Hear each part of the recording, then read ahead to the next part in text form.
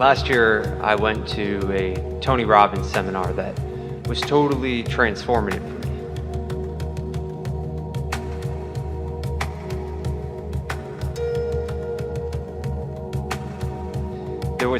There's an energy about obviously allowing and receiving with you.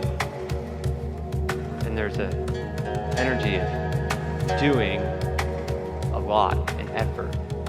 And contribution is a huge thing with what he expounds in his teachings.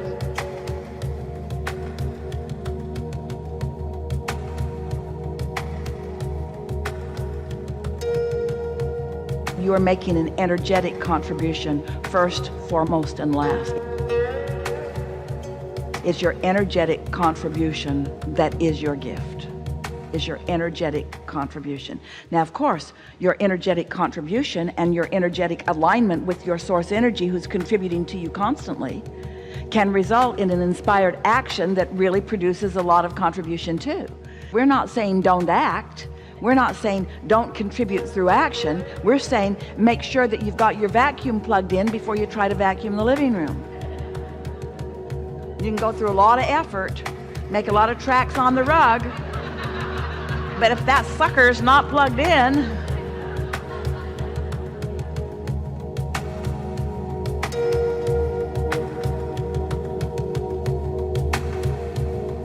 we think that message is predominantly misunderstood because it promotes the idea that it is through your behavior that you accomplish.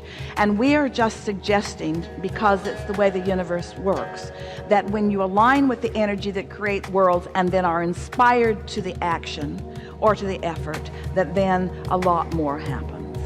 There are so many people that are offering so much action to compensate for energy that they haven't aligned with. And it's exhausting.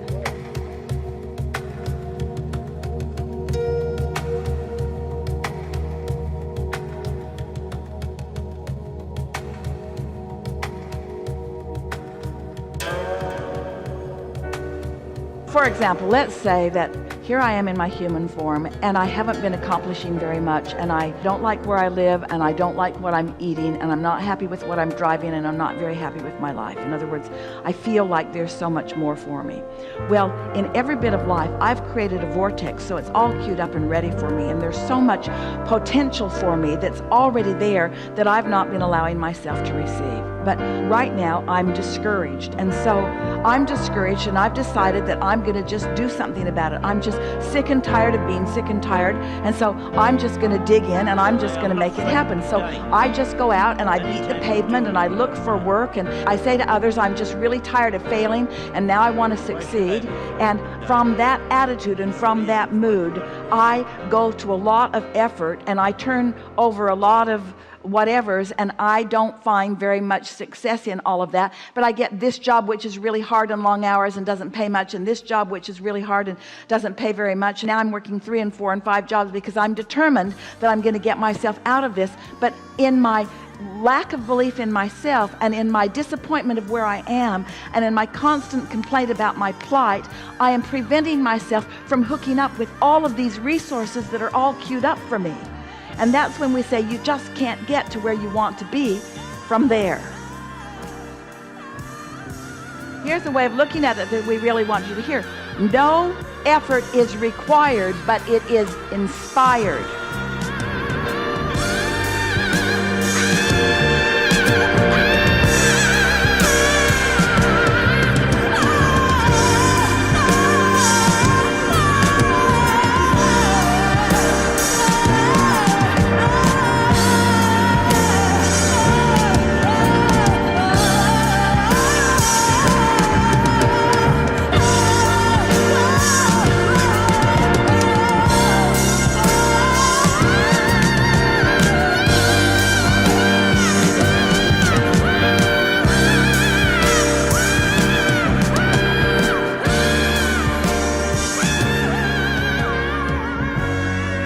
And the reason that effort will be inspired is because inspired effort is really, really fun. It's so fun, you don't even call it effort.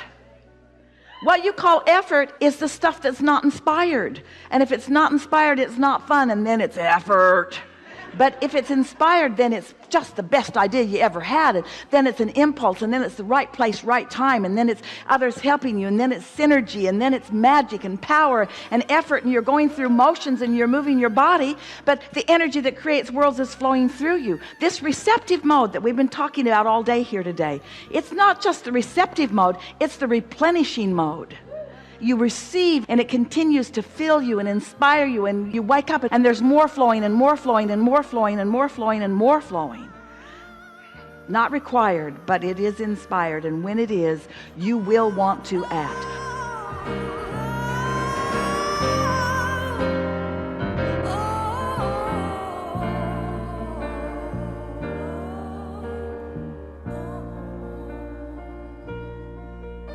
We do not know anyone who's in their physical bodies, who's tuned into this non-physical energy, who is not wanting to be more and more and more active.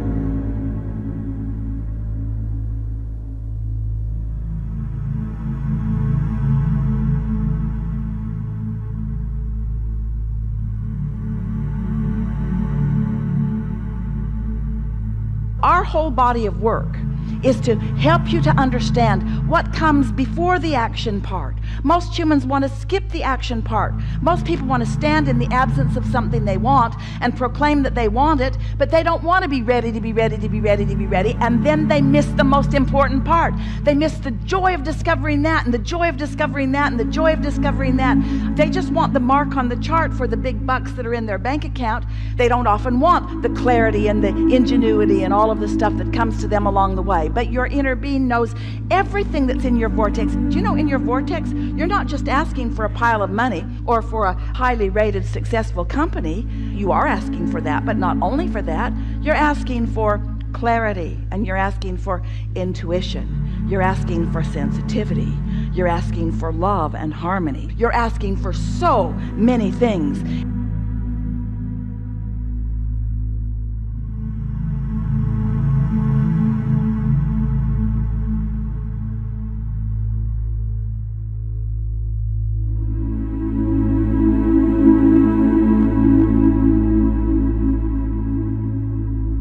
Your inner being is going to lead you to your massive fortune. Yes, your inner being will. But your inner being is also going to lead you to your humanity, to your clarity, to your compassion, to your wholeness. In other words, your inner being is going to guide you to the whole of who you are, so that every step along the way is this savory, succulent, delicious, divine, meaningful manifestation on your way to more and more and more and more and more.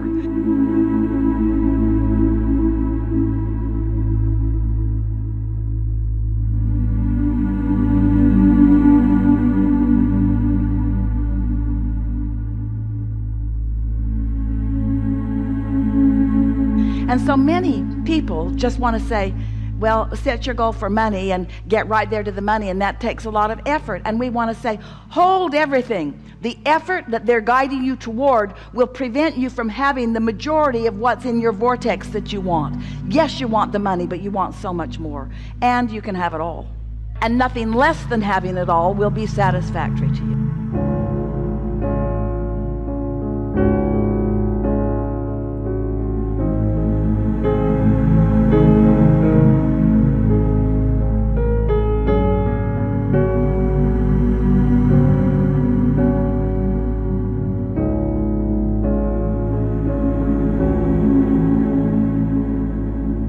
Look at the stars, look how they shine for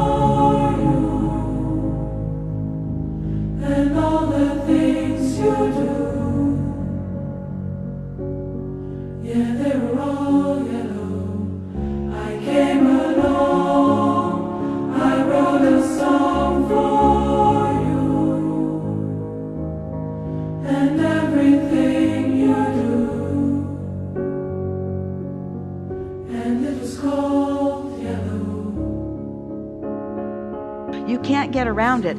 You cannot harbor negative emotion in response to what you're observing and get to where you want to be. It defies the laws of the universe. And anybody that tells you hard work while you've got fear will get you there is not explaining it the way it works.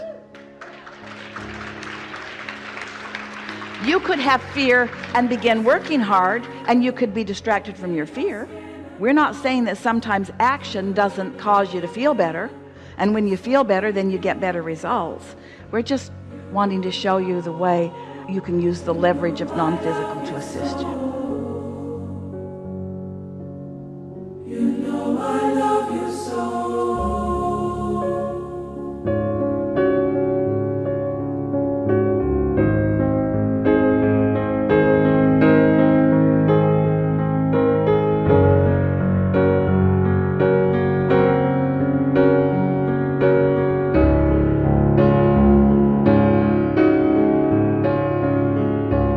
Hard work and struggle does not lead you to alignment. And if you are not being led to alignment, you are not being led to the success that you are seeking.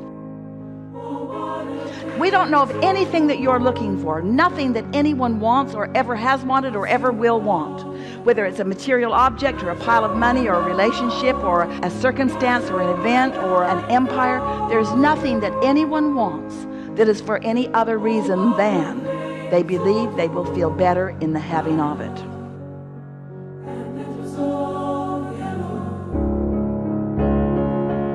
You are looking for the satisfaction of that. And if you will just let satisfaction take a more prominent role in what you're reaching for moment by moment, segment by segment, day by day, you'll click in to this ease and flow and legacy and blessedness. You'll click in to a pattern of help from the universe that will transform you into someone who loves yourself enough to not believe that suffering is the key.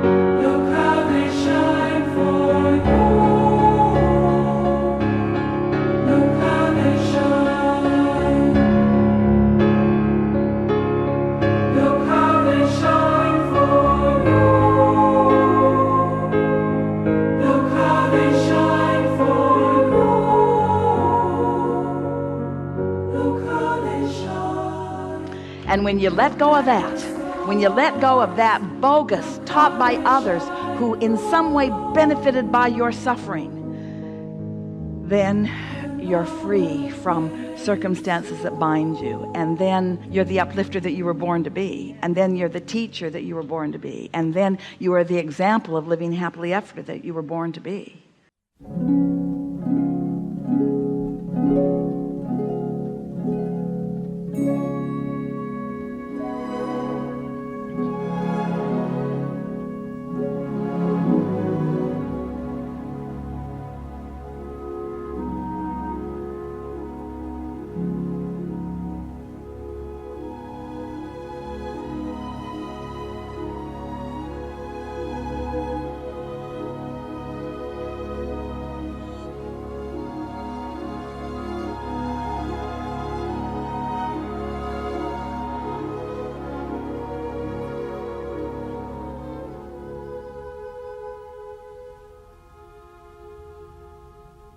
We know it's a big stream. There's a big stream that says struggle is good for you. Struggle is good for all of us. But it isn't. It is an anomaly to who you are.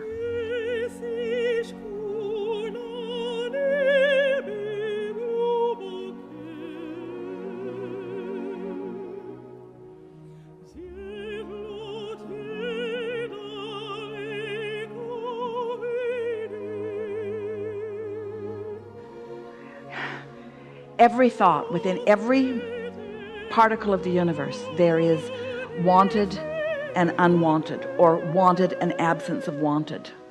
And in struggle, there is discomfort, which means you're on the opposite end of the stick. And that really is the best way we can say you cannot get there from there. So a lot of times, because you're fast with your mind, you'll think a thought that feels pretty good and a thought that feels bad and a thought that feels good and a thought that feels bad, and you don't really know which end is up. It's only when you consistently think the better feeling thoughts that you connect with this energy and really get that leverage going, until you've meditated and connected to this source energy and received an idea and knew you received it, and then followed through on that idea and watched what happened and feel the explosion of the non-physical energies rejoicing with you in your motion forward. Until you have that experience consistently, then effort's going to sound like a pretty good idea if you want to move that heavy thing over there. But once you connect to this consciousness and you watch the cooperative components that are all lined up for you, then all that contradiction goes away.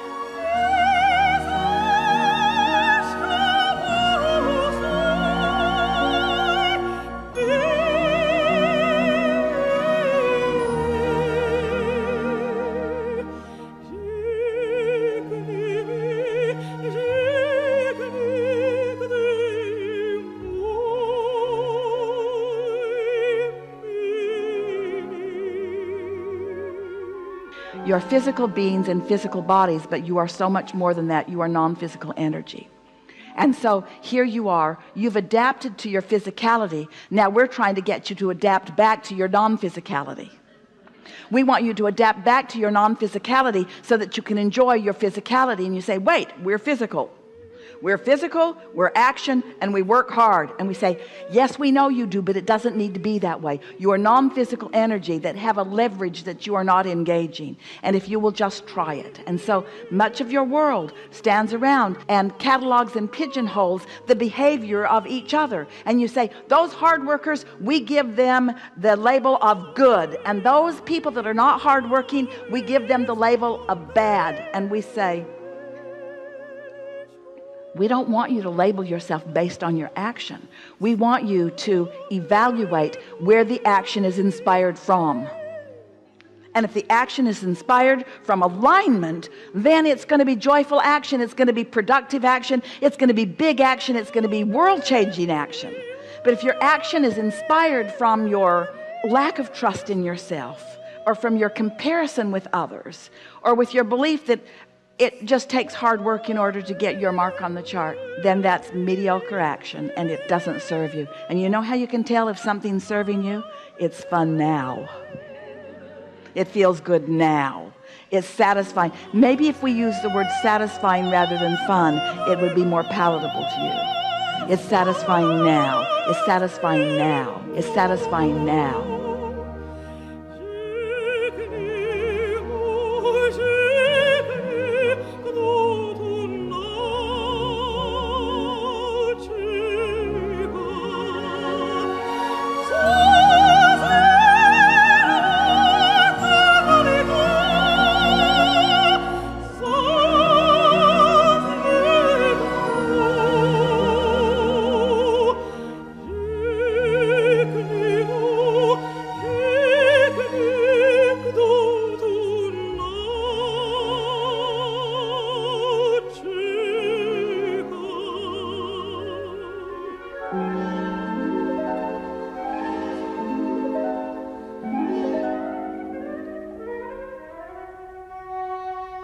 For nothing that anyone wants or ever has wanted or ever will want, whether it's a material object or a pile of money or a relationship or a circumstance or an event or an empire, there's nothing that anyone wants that is for any other reason than they believe they will feel better in the having of it.